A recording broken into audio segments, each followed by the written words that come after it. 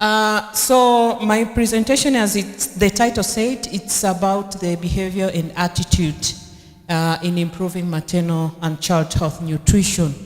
But before going to that, I would like a bit of introduction on ENRICH project. That it's a project that funded by Global Affairs of Canada with the total of 3.8, sorry, that is USA. And it's the project of 4.5 years, that means 4 years and 5 months.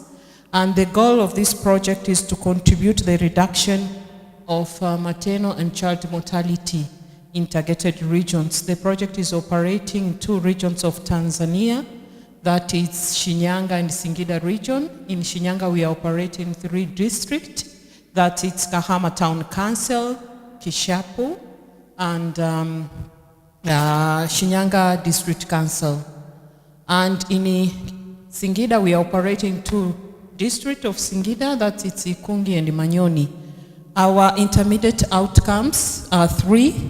One is improving the level of gender-responsive essential services for mothers, pregnant mothers, lactating mothers, and newborn and children under 2. This project is addressing malnutrition in the first 1,000 days. So that's why our target age group is children under 2. And we are also increasing production, consumption, and utilization of nutritious food, which include biofortified crops. And in our case, we are only promoting orange fresh sweet potatoes. And next year, probably, as you heard that in Tanzania, iron and iron-rich beans, iron and zinc-rich beans, seeds has already been released. So we are planning also to include that in our agriculture intervention. And we are also supporting and improving micronutrient supplement intake for mothers and for children. And children, we are supporting 100% distributions of micronutrient powders. And the third intermediate outcome is to strengthen gender-responsive governance, policy, and public engagement of maternal, newborn, and child health. Next. The intervention that are being done under each of intermediate outcome, it's for the increasing production and consumption, as I said earlier on. We are working in promoting orange fresh sweet potatoes, and we are also working to promote water efficient farming approach, and also we are promoting home kitchen gardens, and we are also promoting and supporting nutritional awareness interventions that are being done by different community groups. And in ENRICH, we have already trained 197 community health workers that are working in increasing awareness and behavior change using SBCC, social behavior change tool, adopted from Tanzania Food and Nutritional Center, called in Swahili Mkoba wa Siku 1000.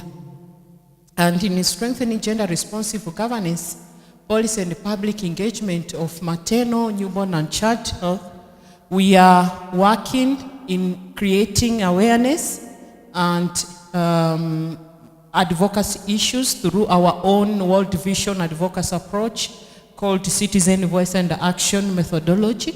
And it's where my presentation will be focusing on how citizen voice and action methodology has been improving nutrition. Next slide.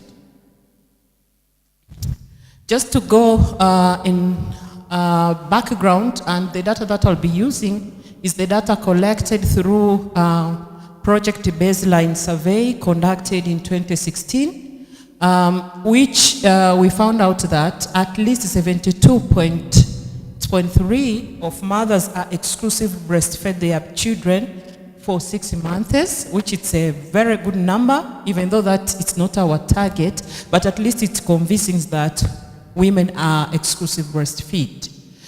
The WASH was looking for hand washing in a 5 critical moment, and only 39.5% at least know the moment of hand washing. And in planting of biofortified crops, we found out in the area of implementation of ENRICH, they were zero. None of the community were planting orange fresh sweet potatoes. And when we ask them that, do you know about the orange fresh sweet potatoes? They say, yes, we know it. But why are you not? They say, we don't want. So that gives us that there's attitude and behaviors contributed on that decision. And the issue of minimum dietary diversity that has been taken by pregnant mothers and lactating mother, we found out only 13.3% of mothers are eating diversity diet.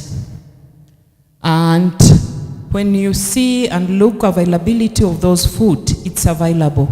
But the decision of taking those kind of food was low. Well, that has a direct link on planting of orange fresh sweet potatoes, because we found out that the consumption of orange fresh sweet potatoes was 0%. And again, we was looking at the iron and folic acid supplement taken by women on their pregnant time, as per the WHO recommendation that at least they should take frequently for 90 days plus. And the findings shows that only 53.4% of women took iron as per the WHO recommendation. Next. We need to work on mindset transformations to see that it's not about taking food, as Irene said, we are looking for appearance. We are looking on consequences of the medications. We are looking for the food that we have been told by our mothers. We need to know exactly that, the nutritional content of the food. We need to know the importance of supplement and all those recommendations that has been done or are being done by the community, by the healthcare providers. And also scaling up of nutritional sensitive interventions that are highly in need to most of our communities. And again, Irene in the previous presentation was talking about the community ownership and involvement in different projects. And also in my side, I recommend that advocate for further community involvement and improving nutrition are highly in need, and we need to do so. Increasing male involvement in maternal and child health, and I agree with Irene that, and we have our slogan in our project that when you educate mothers, you educate the world. But when you educate fathers, you change the mindset of the family.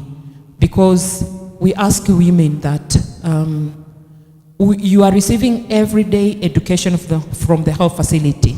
How has been influencing your husband to change their behavior and attitude? You say, I'm not courage, I'm not confident to go and to educate my husband. But then we ask the same question. How do you feel if your husband comes and educate you? They say, I will do what my husband told me to do. So if we focus in educating men on nutrition, if we focus on mindset transformations for men, we will educate the family. Thank you.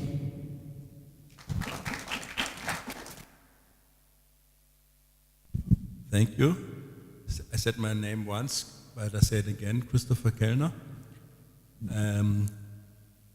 The orange sweet potato, I've also planted that in my garden, and then we realized we didn't get many potatoes.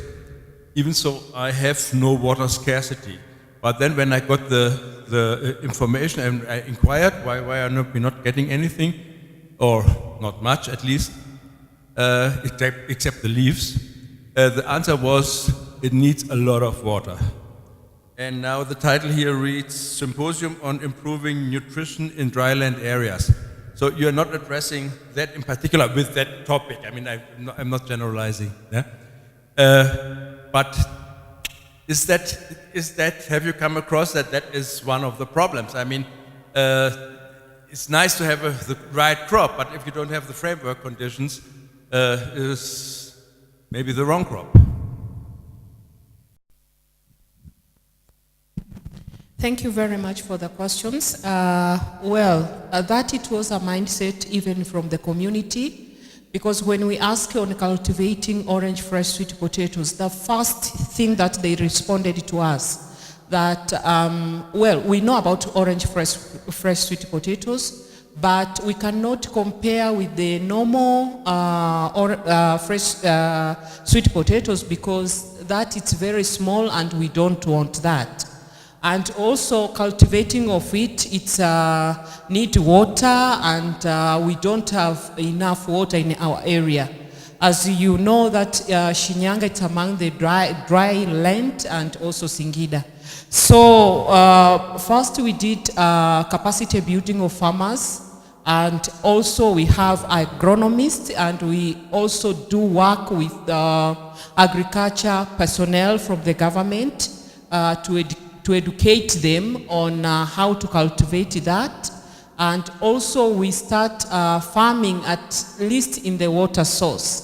And after cultivating the first harvesting, we took normal fresh sweet potato and orange sweet potatoes, try to identify the difference of it, starting from the the size, colors, and also the taste. And from that, most of the farmers motivated to cultivate that because they realize that cultivation of it doesn't mean they need more water compared to normal sweet potatoes, and also the size of it doesn't make difference between normal sweet potatoes and orange sweet potatoes. And also for the taste, it doesn't make big difference. Of course, they complain still that it has more starch, less starch compared to normal sweet potatoes. By knowing the nutritional content, most of them, they were motivated to cultivate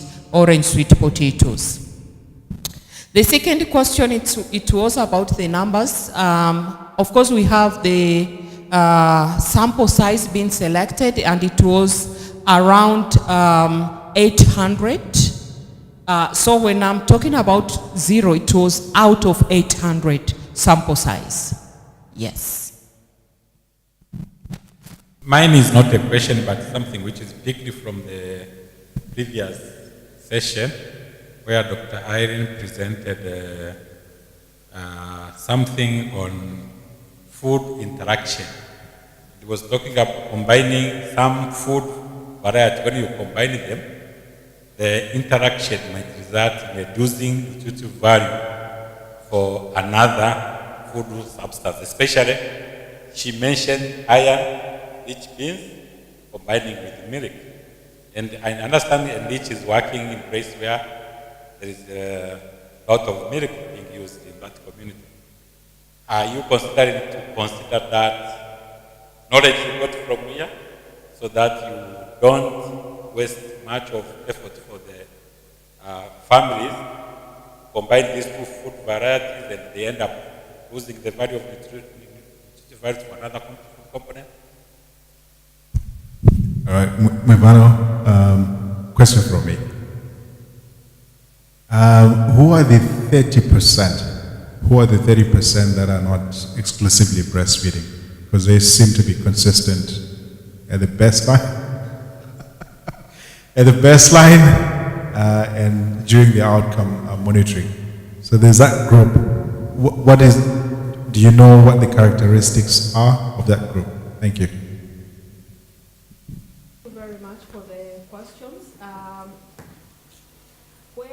survey conducted, it's within the project operation or operating sites. So it was conducted in 5 districts located in. Okay. It was conducted in 5 districts, 3 districts of Shinyanga region. That is Kahama Town Council, Kishapu, and the Shinyanga District Council. And it was conducted in each of the districts of Shinyanga. We took 10 villages. And in Singida, as I said earlier in my introduction, it's in Ikungi and Manyoni district. Coming to Dr. Kasilima questions about nutritional, that food enhancers, nutrient enhancers and nutrient inhibitors. It's part of the community awareness sessions that have been conducted within our project. And it's not only milk, but we do also have the iron inhibitors and iron enhancers. So it's part of it. And all the recommendation about the milk and other food component has been taken by us and included in our community intervention, community awareness sessions. The 30% of the women, because it's happening in a baseline and also it's happening in our annual outcome monitoring. And as you know that our sample size was from the age group of 0 to 6 and 60 to 23 of the caregivers of those age group children. And the surveys, the difference between baseline and annual outcome monitoring was 1 year. So we expect that we interview the same group of people. So the 30% are not that, are those that are not exclusive breastfed. So we will see the difference when we came to midterm, because we can exclude those that they didn't receive our community interventions and the new age group. Currently giving birth and currently receive our awareness sessions. But those 30 groups are those that they were not. That's the result. Okay, thank you for the presentation. Maybe I just wanted to follow up. For the focus group discussions, did you by any chance get to understand if these women managed to early initiate breastfeeding, or maybe it was just starting from EBF? And if you did, what was the percentage of women who did early initiating breastfeeding within the first hour? Thank you very much. The early initiation of breastfeeding from the baseline to annual outcome, we have a significant number of women that they really initiated breastfeeding within 1 hour. It was above 70%. And that has been contributed also to where the delivery happens. Most of the women who are early initiating their breast milk are those that they give birth at facility level compared to women that they are giving birth at home. And that's the reason. But that above 30% that they are not initiating early breastfeeding, they say about the cholesterol, they say that it's the dirty milk that we cannot breastfeed our babies, and they don't believe that giving that will bringing nutritional contents and improving immunity of their children. So that was the only reason of delay initiating of breast milk. Okay, thank you so very much, Mwivano. If you could just give her a hand. Okay, that ends session 2.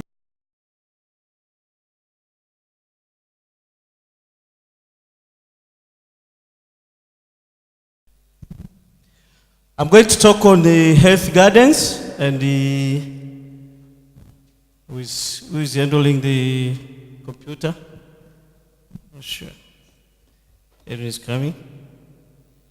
Are you handling the computer?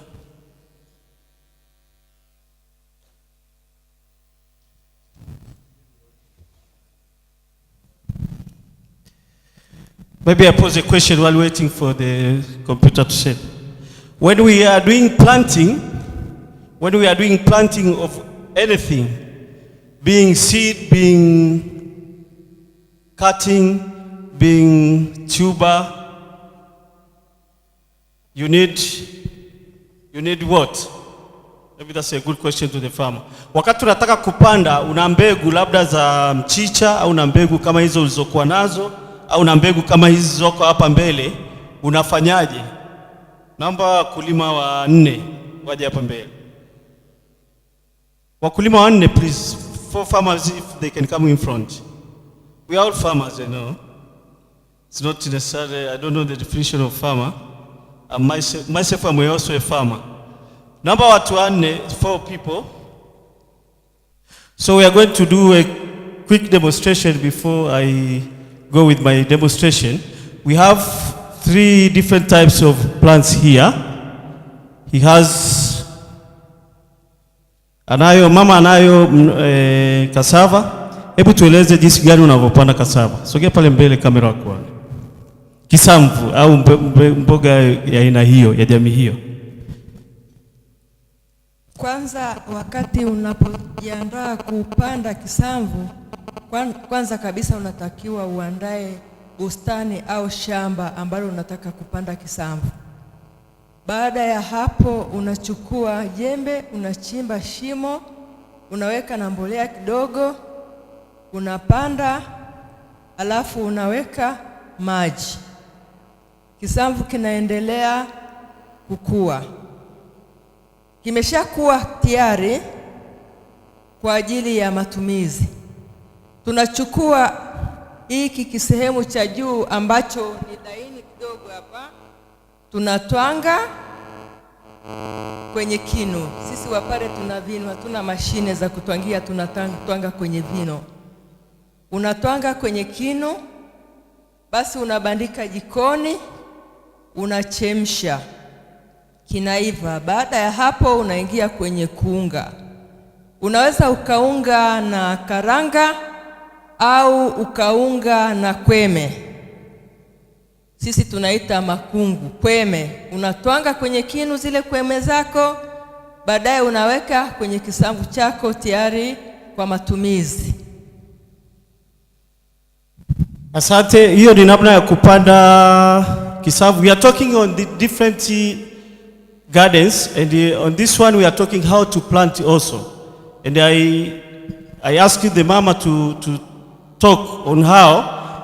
The next person will talk on how to grow some legumes, and then the other one will talk on amaranth. Hapa nimeshika mbegu za fiwi. Kwa jina lingine wengine wanaita ngwara, lakini sisi kabila letu tunaita ngwasha. Sasa hii mbegu unatayarisha kwanza shamba lako. Ukishatayarisha shamba unategea hasa kipindi ambacho unaona kwamba ni kipindi cha mvua au sehemu yenye maeneo ya umwagiliaji. Basi ndio unakata mashimo, unaotesha hizi fiwi. Fiwi inatumika kwa chakula. Hii hapa hii, na fiwi ni zao la biashara. He has talked about how to grow lablab as one of the crop. I think tomorrow we are going to talk more on this, on the green manure cover crops. And also one of our colleagues will talk on cassava and the other perennials.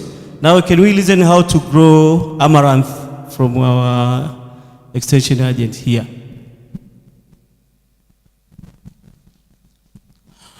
Okay. Here I have amaranth seeds. In growing amaranth, we have two ways of growing it, depending on what kind of amaranth you're using or you want to grow. If it is the leafy vegetable, leafy amaranth, you prepare your land well. It should be, the seed bed has to be fine. You manure it, and then you make drills. Drills ni kuchimba mistari katika hilo shamba wakati umelilima na umeweka mbolea. Sasa unatengeneza drills. Ukitengeneza drills, hii mbegu kwa sababu ni ndogo, unachukua kidogo kidogo ukiweka katika hiyo drill. Alafu unafunika kidogo, alafu unaweka maji. Wakati mwingine unaweza kuweka kwa nursery. Hii unaweza kuweka kwa nursery ikiwa ni ile ya leafy vegetables.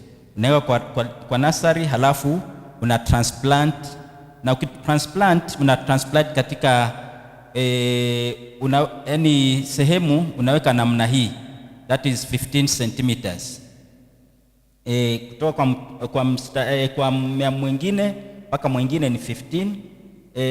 Kwa huku upande mwingine inakuwa ni 30, unaweka mara mbili namna hii. Kwa hivyo unaweka hizo mbegu zako namna hiyo na mbegu zako namna hiyo. Lakini ikiwa ni ya grain amaranth, ikiwa ni ya grain, the grain amaranth unaipanda kivingine. Ingawaje utatengeneza shamba lako kama kawaida, lakini wakati wa kupanda sa grain amaranth, spacing yake ni tofauti. Kwa sababu hii uta harvest grain. So spacing yake ni 30 centimeters by 60 centimeters. Yaani 30 mmea kwa mmea ni 30, lakini drill paka drill nyingine ni 60. Kwa hivyo that is what you do. Lakini kwa sababu hii ya amaranth ya grain, wakati imeanza kumea, after 2 weeks ni ufanye thinning. Thinning ni kwamba unapunguza ile mimea ili uache katika ile distance ya 30, na halafu uanze heaping, kuwekea mchanga, kwa sababu usipowekea mchanga itakuwa kubwa halafu itaanguka. Kwa hivyo unaweza kuweka mchanga halafu ndio inaendelea kukua. Lakini hii nyingine huwekee mchanga, unarudisha vizuri na inaendelea kukua, halafu utaanza kuvuna majani yako vile ambavyo inatakikana. We have different types of gardens which will be seen by pictures, and most of you, or some of you, if you will be visiting the Nane grounds, you will see some of them, and most farmers know them. There is a sack garden. Hii ni bustani ya mfuko. Kuna double dig garden which tutaiangalia, ambayo eco tunaielezea sana, and alafu tuna keyhole garden. Hii ni bustani ambayo wanasema kama ya ufunguo, tire garden na other backyard garden. If we go to the next slide, utaona kwamba we are going to see the sack garden, how it looks like, lakini most tuko familiar. Nita emphasize to the major things by using a diagram. Sack garden iko hivi, ni mfuko mfuko ambao unaweza ukautumia. Na kama tulivyosema, tunaweza tukaona kule Nane au mahali popote. And this sack garden, kwa vile imeelezwa kwa Kiingereza hapo, naelezea tu kwa Kiswahili, lakini labda niulize hili swali, wangapi wanafahamu sack garden? How many of you have seen sack garden? Kwa hiyo wote tunaifahamu hii mifuko. Tukienda hii ingine, can we go to next, ambayo ni next.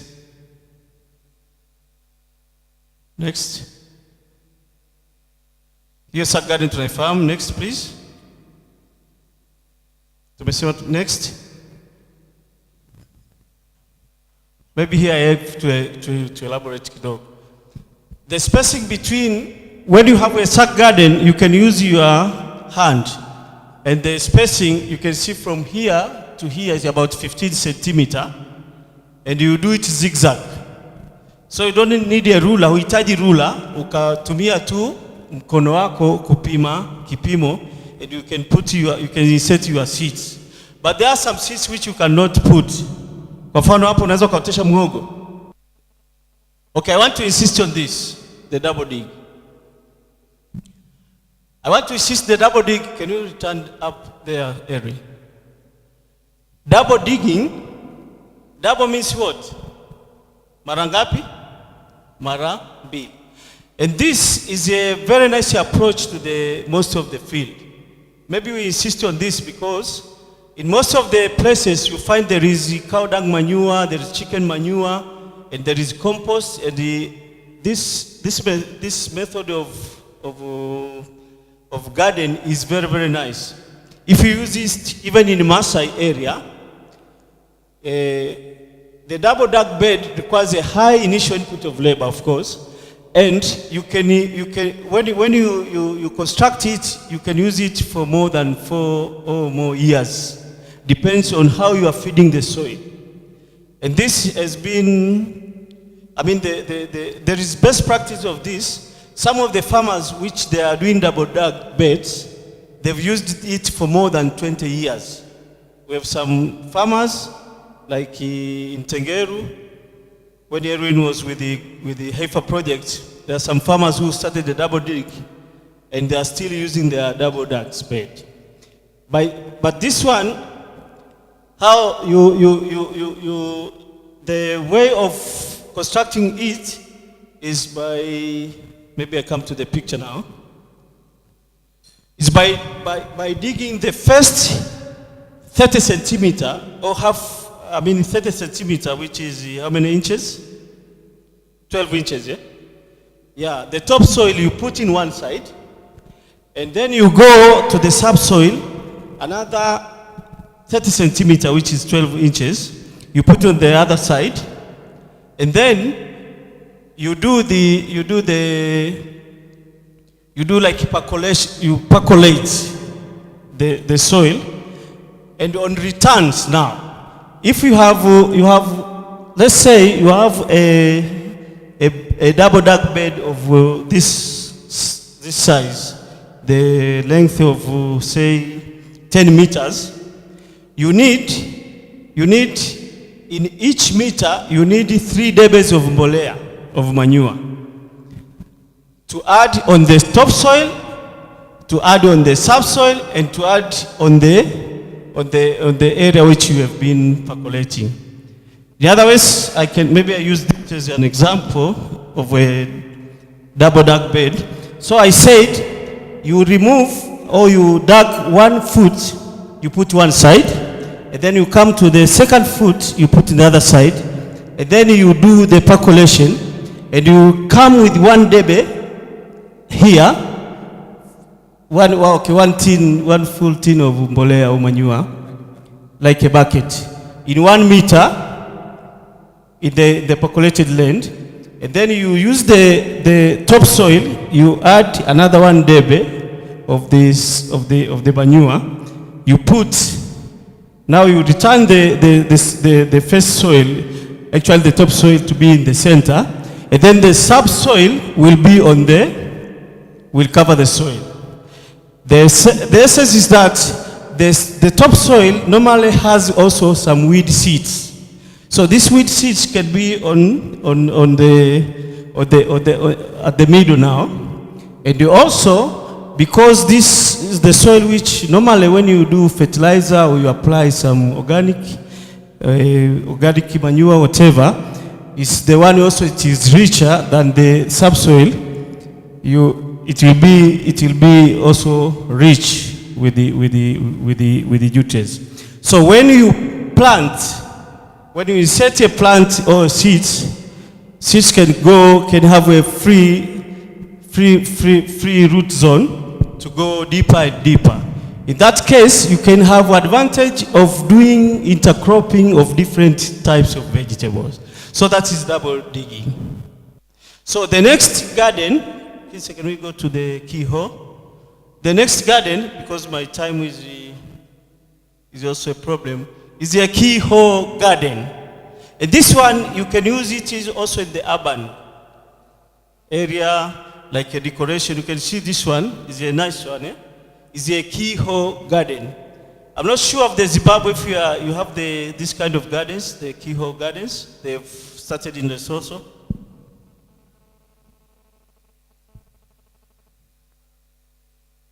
Sort of the same content. Yeah. So what you normally do, you can construct. You construct I don't know, you call it a diameter or what? The distance from here to here. The radius. So the diameter of 240, for example, from here to here, the radius will be how much? Will be 120. So you can do your round stuff like this, and here you can have like a path. I mean, where you do the management, an end point. And this from here, okay, we have some dimension which it will give you. But the important thing is that, for example, here is 60 centimeters from here to here, and then you have 30 here, but there is an end point where you can do the management. And you see how the shapes looks like. Because of the time, we have to go to the next one so that we see the shape. This is another type of keyhole garden. It is called keyhole because it's like a key. And this one you can see, these are another materials. The other ones were bricks. This just like sticks. And then another one, keyhole garden. Can we go to the next? This one, you see farmers, they've been innovative. They are using their local available materials. I think this is some mud bricks, but you can see they got some plants. Can we go to the next? This is another type of keyhole gardens. So what I'm insisting here is that you can use different materials, no waste of materials in your field, so that you can have your gardens. And not necessarily to be like round. You see also this one is like it has been like a square. It's also a garden, a raised garden. I was looking if we'll be having enough time to see the well water gardens. Maybe tomorrow while waiting if we'll be having time.